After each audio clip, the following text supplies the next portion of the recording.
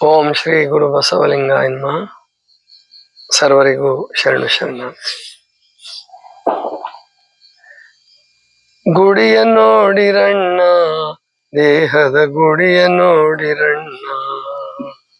ಗುಡಿಯ ನೋಡಿರಣ್ಣ, ದೇಹದ ಗುಡಿಯ ನೋಡಿರಣ್ಣ. ಗುಡಿಯ ನೋಡಿರಿದು ಪೊಡವಿಗೆ ಒಡೆಯನು, ಗುಡಿಯ ನೋಡಿರಿದು ಪೊಡವಿಗೆ ಒಡೆಯನು. ಅಡಗಿಕೊಂಡು ಕಡು ಬೆಳಗಿನೊಳಿರುತ್ತೀಹ, ಗುಡಿಯ ನೋಡಿರಣ್ಣ, ದೇಹದ ಗುಡಿಯ ನೋಡಿರಣ್ಣ.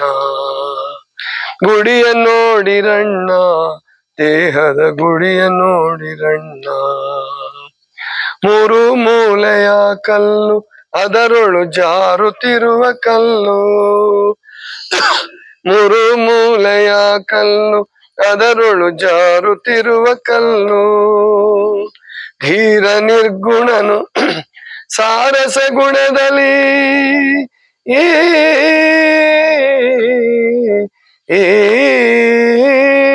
ಧೀರ ನಿರ್ಗುಣನು ಸಾರಸ ಗುಣದಲ್ಲಿ ತೊರೆಯಡಗಿತ ಬ್ಯಾರಾಗಿರುತ್ತೀಯ. ಗುಡಿಯ ನೋಡಿರಣ್ಣ, ದೇಹದ ಗುಡಿಯ ನೋಡಿರಣ್ಣ. ಗುಡಿಯ ನೋಡಿರಣ್ಣ, ದೇಹದ ಗುಡಿಯ ನೋಡಿರಣ್ಣ. ಮೂರು ಮೂಲೆಯ ಕಲ್ಲು, ಅದರೊಳು ಜಾರುತ್ತಿರುವ ಕಲ್ಲು. ಮೂರು ಮೂಲೆಯ ಕಲ್ಲು, ಅದರೊಳು ಜಾರುತ್ತಿರುವ ಕಲ್ಲು.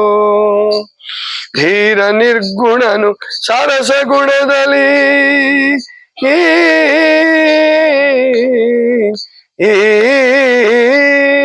ಧೀರ ನಿರ್ಗುಣನು ಸಾರಸ ಗುಣದಲ್ಲಿ ತೊರೆಯಡಗಿತ ಬ್ಯಾರಾಗಿರುತ್ತೀಹ. ಗುಡಿಯ ನೋಡಿರಣ್ಣ, ದೇಹದ ಗುಡಿ ನೋಡಿರಣ್ಣ.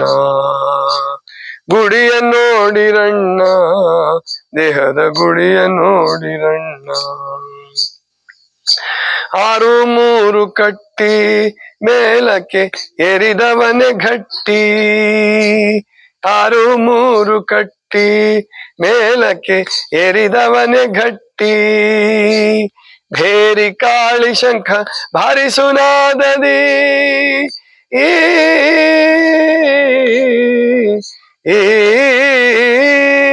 ಭೇರಿ ಕಾಳಿ ಶಂಖ ಭಾರಿಸುನಾದದಿ ಮೆರಿದಾನಂದ ತೋರಿ ಪೊಳೆಯುತ್ತೀಹ. ಗುಡಿಯ ನೋಡಿರಣ್ಣ, ದೇಹದ ಗುಡಿಯ ನೋಡಿರಣ್ಣ.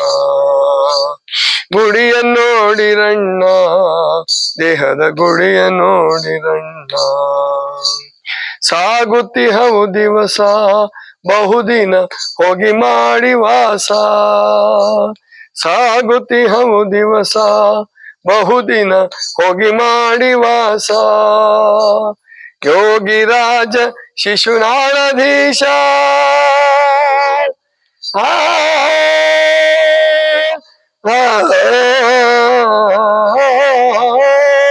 ಯೋಗಿರಾಜ ಶಿಶುನಾಳಧೀಶ ತನಾಗಿ ಪರಾತ್ಪರ ಬ್ರಹ್ಮರೂಪನಿಯ ಗುಡಿಯ ನೋಡಿರಣ್ಣ, ದೇಹದ ಗುಡಿಯ ನೋಡಿರಣ್ಣ. ಗುಡಿಯ ನೋಡಿರಣ್ಣ, ದೇಹದ ಗುಡಿಯ ನೋಡಿರಣ್ಣ. ಗುಡಿಯ ನೋಡಿರಿದು ಪೊಡವಿಗೆ ಒಡೆಯನು, ಗುಡಿಯ ನೋಡಿರಿದು ಪೊಡವಿಗೆ ಒಡೆಯನು. ಅಡಗಿಕೊಂಡು ಕಡು ಬೆಳಗಿನೊಳಿರುತ್ತೀಹ. ಗುಡಿಯ ನೋಡಿರಣ್ಣ, ದೇಹದ ಗುಡಿಯ ನೋಡಿರಣ್ಣ. ದೇಹದ ಗುಡಿಯ ನೋಡಿರಣ್ಣ, ದೇಹದ ಗುಡಿಯ ನೋಡಿರಣ್ಣ. ಇದು ನಿಮ್ಮೆಲ್ಲರಿಗೂ ಚಿರಪರಿಚಿತವಾದ ಹಾಡು. ಯಾರದ್ದು? ಶಿಶುನಾಳ ಶರೀಫ್ ಅಂತ. ಬಹಳ ಪ್ರಸಿದ್ಧಿ ಆಯಿತು ಆಗಿನ ಕಾಲಕ್ಕೇನೆ. ಅಂದರೆ ಯಾವಾಗ CD, pen drive, YouTube, WhatsApp ಏನು ಇರಲಿಲ್ವೋ ಅಂತಹ ಸಂದರ್ಭದಲ್ಲೂ ಕೂಡ ಇದು ಗುಡಿಯ ನೋಡಿರಣ್ಣ ಯಾರ್ದು ಅಂತ ಕೇಳಿದ್ರೆ ಪ್ರಾಯಶಃ ಸಂಗೀತಗಾರರು, ಕಲಾವಿದರು, ಹುಡುಗರು ಸಹಿತ ಅದು ಶರೀಫ್ರದ್ದು ಅಂತ ಹೇಳ್ಬಿಡ್ತಾ ಇದ್ರು. ಅಷ್ಟರ ಮಟ್ಟಿಗೆ ಅದು ಪ್ರಸಿದ್ಧವಾಯಿತು. ಅಶ್ವಥ್ ಅವರು ಹಾಡಿ ಅದನ್ನ ರೆಕಾರ್ಡ್ ಮಾಡಿ ಆಗಿನ ಕ್ಯಾಸೆಟ್ಗಳ ಕಾಲಕ್ಕೆ, ಅಂದ್ರೆ ಸುಮಾರು 40 ವರ್ಷಗಳ ಹಿಂದೆ, 40 ವರ್ಷ ಆಗಿದೆ ಇಂತಹ ಒಂದು ಹಾಡು. ಆದ್ರೆ ಇದರ ಅರ್ಥದ ಕಡೆ ಬಹಳ ಜನ ನೋಡಿಲ್ಲ. ಅರ್ಥ ಆದ್ರೂ ಕೂಡ ಅದನ್ನು ಅಳವಡಿಸ್ಕೊಳ್ಳೋ ಪ್ರಯತ್ನ ನಮ್ಮ ಜನ ಮಾಡಿಲ್ಲ. ಅಂದ್ರೆ ಅದಕ್ಕೆ ಸಾಕ್ಷಿ ಏನಪ್ಪಾ ಅಂತಂದ್ರೆ, ಇನ್ನೂ ಗುಡಿಗಳು ವಿಪರೀತ ಕಟ್ಟೋದು, ಬೇರೆದಕ್ಕೆಲ್ಲ ತೊಂದರೆ ಇದ್ರೂ ಕೂಡ, ಊರಲ್ಲಿ ನೀರಿನ ತೊಂದರೆ ಇರ್ತದೆ, ಆಮೇಲಿಂದ ಸ್ವಚ್ಛತಾ ಸಮಸ್ಯೆ ಇರ್ತದೆ, ಸ್ವಚ್ಛತೆ ತುಂಬಾ ಕಡಿಮೆ ಇರುತ್ತೆ, ಆಮೇಲೆ ಬೇರೆ ಬೇರೆ ಸಮಸ್ಯೆಗಳಿರ್ತವೆ, ಕೆರೆ ಸರಿ ಇರಲ್ಲ, ಹೂಳೆತ್ತಿರಂಗಿಲ್ಲ, ಇಷ್ಟೆಲ್ಲಾ ಸಮಸ್ಯೆಗಳಿದ್ರು ಕೂಡ ಗುಡಿ ಕಟ್ಟೋದು, ಜಾತ್ರೆ ಮಾಡೋದು, ತೇರು ಎಳೆಯೋದು ನಮ್ಮ ಜನರಿಗೆ ಅದು ಬಹಳ ಇಷ್ಟ. ಅದಕ್ಕೆ ಇದನ್ನು ನೋಡಿದ್ರು ಶರೀಫ್ ಅಜ್ಜ ಅವರು, ನೋಡಿದ್ರು ಇದನ್ನು. ಅವ್ರಿಗೆ ಶರಣ ತತ್ವದ ಸಂಸ್ಕಾರ ತುಂಬಾ ಚೆನ್ನಾಗಿತ್ತು. ಅವರು ಹುಟ್ಟಿನಿಂದ ಮುಸಲ್ಮಾನರು, ದೀಕ್ಷೆ ತಗೊಂಡಿದ್ದು ಬ್ರಾಹ್ಮಣರ ಹತ್ರ, ಬ್ರಾಹ್ಮಣ ಗುರುಗಳು ಗೋವಿಂದ ಭಟ್ರು. ಅವರು ಬರೆದಿದ್ದು ದೇವಿ ಬಗ್ಗೆ, ಸಾಧನೆ ಮಾಡಿದ ದೇವಿನ ಇಟ್ಕೊಂಡು. ಆದ್ರೆ ಲಿಂಗ ಸಂಸ್ಕಾರ ಅಂದ್ರೆ ಶಿವಯೋಗದ ಸಂಸ್ಕಾರವೂ ಕೂಡ ಅವ್ರಿಗಿತ್ತು, ಜನ್ಮ ಜನ್ಮಾಂತರ ಸಂಸ್ಕಾರ ಅಂತ ಕಾಣುತ್ತೆ. ಪ್ರಭುಲಿಂಗ ಲೀಲೆಯನ್ನು ಬಹಳ ಇಷ್ಟಪಡ್ತಿದ್ರು.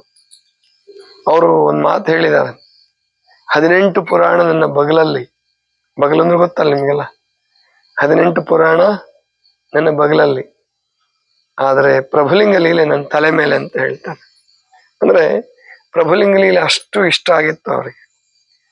ಅಂತಹ ಶರೀಫ್ರು ಈ ಜನ ಶರಣ ತತ್ವವನ್ನು ಬಿಟ್ಟು, ಅಥವಾ ಶರಣ ತತ್ವವನ್ನು ಹೇಳ್ತಾನೆ ಮತ್ತೆ ಗುಡಿ ಕಡೆ ಹೋಗೋದು, ತಮ್ಮ ಜೀವಂತ ಗುಡಿಯನ್ನ ಅಲಕ್ಷ್ಯ ಮಾಡೋದು, ಇದೆಲ್ಲ ನೋಡಿ ಒಂದು ಹಾಡನ್ನೇ ಬರೆದ್ಬಿಟ್ರು.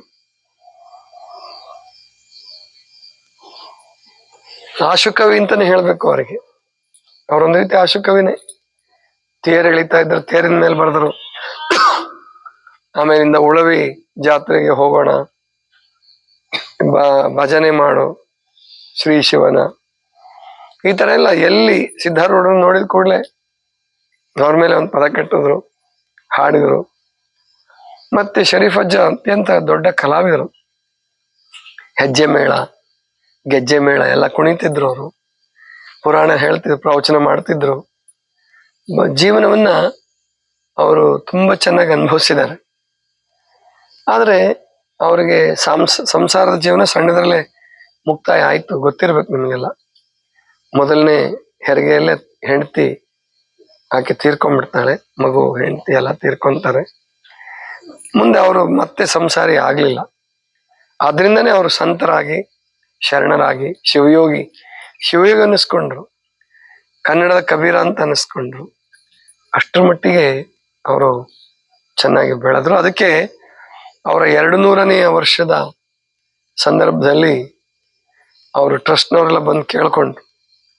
ಅಂದ್ರೆ ಉಳಿಬೇಕು, ಸಿದ್ದೇಶ್ವರಪ್ಪಗಳು ಹೇಳಿದ್ರಂತೆ, ಅವರ ಪದ್ಯಗಳಿಗೆ ಭಾವಾರ್ಥ ಬರೆಸಿ ಒಂದು 108 ಪದ್ಯಗಳಿಗಾದ್ರೂ 100 ಪದ್ಯಗಳಿಗಾದ್ರೂ ಬರೆಸಿ ಅಂತ ತಿಳ್ಕೊಂಡು ಹೇಳಿದ್ರಂತೆ.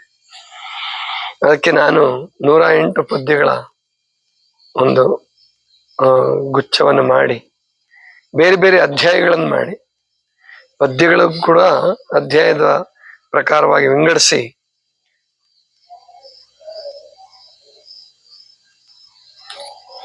ಶರೀಫ ರಸಾಯನ ಅಂತ ಹೇಳಿ ಒಂದು ಪುಸ್ತಕ ಮಾಡಿದೀನಿ. ನಿಮಗೆ ಕೆಲವರಿಗೆ ಕೊಟ್ಟಿರ್ಲೂಬಹುದು.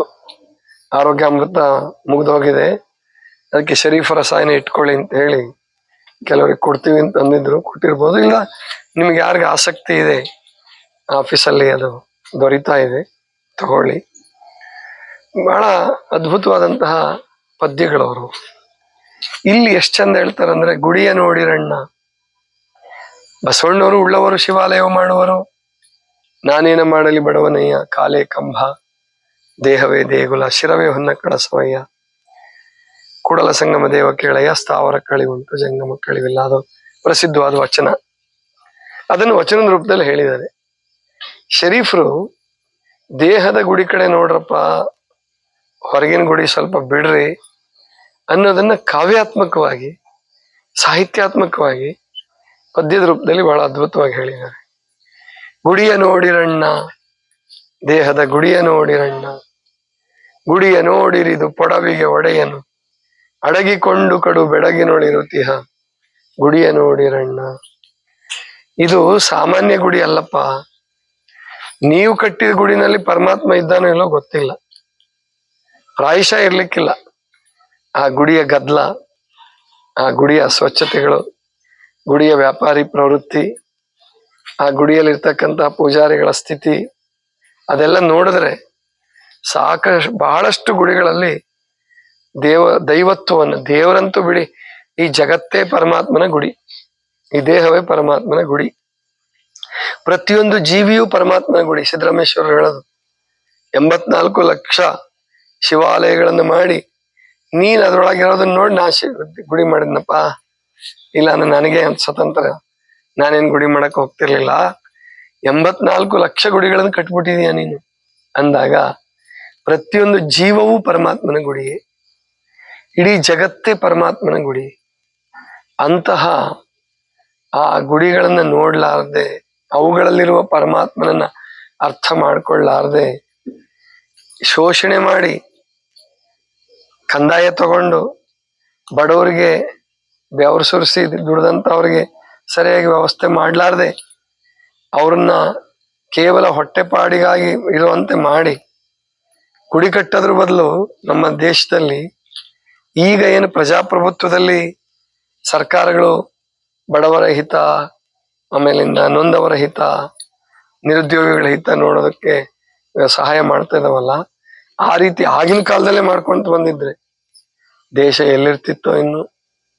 ಅವತ್ತೇ ನಮ್ಮಲ್ಲಿ ಪ್ರಜೆಗಳ ಹಿತವನ್ನ ರಾಜರೆಲ್ಲರೂ ನೋಡಿದ್ರೆ, ಅಥವಾ ಒಂದು ದೇಶವಾಗಿ ಒಗ್ಗಟ್ಟಾಗಿ ನಿಂತಿದ್ರೆ ಪ್ರಾಯಶಃ ಭಾರತೀಯ ನಾಗರಿಕತೆಗಳವೇ ಇರ್ತಿರ್ಲಿಲ್ಲ. ಈಗಲೂ ಹೇಳ್ತಾರೆ ನಮ್ಮ ನಾಗರಿಕತೆಗಳಿವಿಲ್ಲ, ಭಾರತಕ್ಕೆ ಕಳಿವಿಲ್ಲ.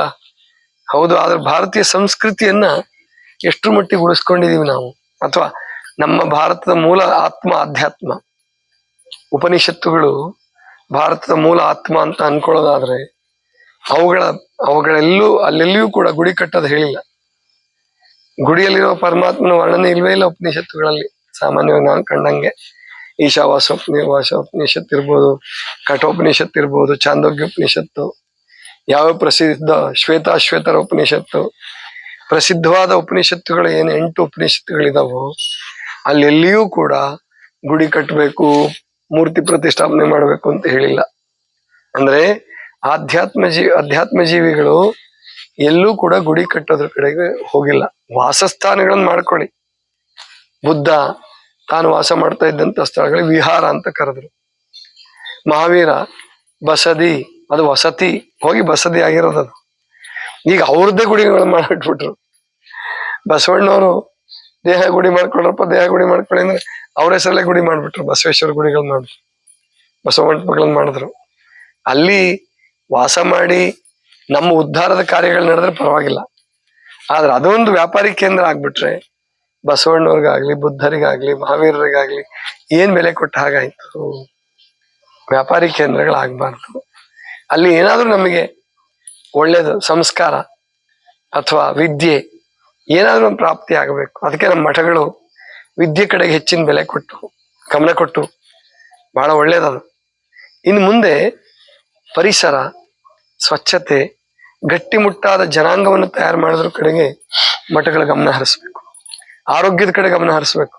ಆರೋಗ್ಯದ ಕಡೆ ಗಮನ ಹರಿಸ್ತೀವಿ, ದೊಡ್ಡ ದೊಡ್ಡ ಹಾಸ್ಪಿಟಲ್ ಕಟ್ಟಿದ್ದಾರೆ, ಅದರಿಂದ ಏನು ಪ್ರಯೋಜನ ಆಗಲ್ಲ. ನೀವು ದೊಡ್ಡ ದೊಡ್ಡ ಹಾಸ್ಪಿಟಲ್ಗಳು ಕಟ್ಟಿದ್ರೆ ಆರೋಗ್ಯ ಕೊಡಕ್ ಆಗಲ್ಲ. ಆರೋಗ್ಯ ಕೊಡ್ಬೇಕಾದ್ರೆ ಪ್ರಕೃತಿ ದತ್ತವಾಗಿ ಮತ್ತು ಪಂಚಭೂತಗಳಿಗೆ ಅನುಸಾರವಾಗಿನೇ ಆರೋಗ್ಯ ಕೊಟ್ರೆ ಮಾತ್ರ ಆರೋಗ್ಯ ಉಳಿತದೆ. ಅನಿವಾರ್ಯವಾಗಿ ಅಲೋಪತಿ ಬಳಸಿ. ಮತ್ತೆ ನೀವು ಕೇಳ್ಬೋದು, ಮತ್ತಿವತ್ತು ಮಾತ್ರೆ ತಗೊಳಕ್ ಹೇಳ್ತಿದ್ರಲ್ಲ ಭಾಗ್ಯಮ್ಮವ್ರಿಗೆ, ಅದು ಬೇರೆ. ಅದು ಮಾತ್ರೆ ಬಿಡಿಸುವ ಪ್ರಯತ್ನ. ಮತ್ತೆ ಮುಂದಕ್ಕೆ ಇನ್ನೂ ಜಾಸ್ತಿ ಮಾತ್ರೆಗಳಾಗಬಾರ್ದು, ಇನ್ಸುಲಿನ್ಗೆ ಹೋಗ್ಬಾರ್ದು ಅನ್ನೋ ಕಾರಣಕ್ಕೆ ಎಷ್ಟು ಬೇಕೋ ಅಷ್ಟು ಪ್ರಕೃತಿ ಚಿಕಿತ್ಸೆನೂ ಬಳಸ್ಕೊಂಡು, ಅಲೋಪತಿನೂ ಬಳಸ್ಕೊಂಡು, ಅವು 1000ಕ್ಕೊಂದು ಕೇಸ್ ಅಥವಾ 10,000 ಒಬ್ರಿಗೆ, ಲಕ್ಷಕ್ಕೊಬ್ರಿಗೆ ಆ ತರ ಹೇಳೋದು ನಾನು. ಇಲ್ಲದೆ ಹೋದ್ರೆ ಮಾತ್ರೆ ಬಿಡಿಸುವ ಪ್ರಯತ್ನವೇ ಹೊರತು ಔಷಧಿ ಮಾತ್ರೆಗಳಿಂದ ನೀವೆಂದು ಆರೋಗ್ಯವನ್ನು ಕೊಡ್ಲಿಕ್ಕೆ ಸಾಧ್ಯವಿಲ್ಲ. ಆದ್ರಿಂದ ಗುಡಿ ಕಡೆ ನೋಡಿ, ದೇಹದ ಗುಡಿಯ ನೋಡಿರಣ್ಣ, ದೇಹದ ಗುಡಿಯ ನೋಡಿರಣ್ಣ, ಗುಡಿಯ ನೋಡಿರಿದು ಪೊಡವಿಗೆ ಒಡೆಯನು. ಇಲ್ಲಿ ಪ್ರಾಸಕ್ಕೋಸ್ಕರ ಪೊಡವಿಗೆ ಒಡೆಯನು ಅಂತ ಬಳಸಿದ್ದಾರೆ. ಆದ್ರೆ ಪೊಡವಿ ಅಂದ್ರೆ ಭೂಮಿ, ಭೂಮಿಗೂ ಅಷ್ಟೇ ಒಡೆಯ ಅಲ್ಲ ಪರಮಾತ್ಮ, ಬ್ರಹ್ಮಾಂಡಾಧಿಪತಿ.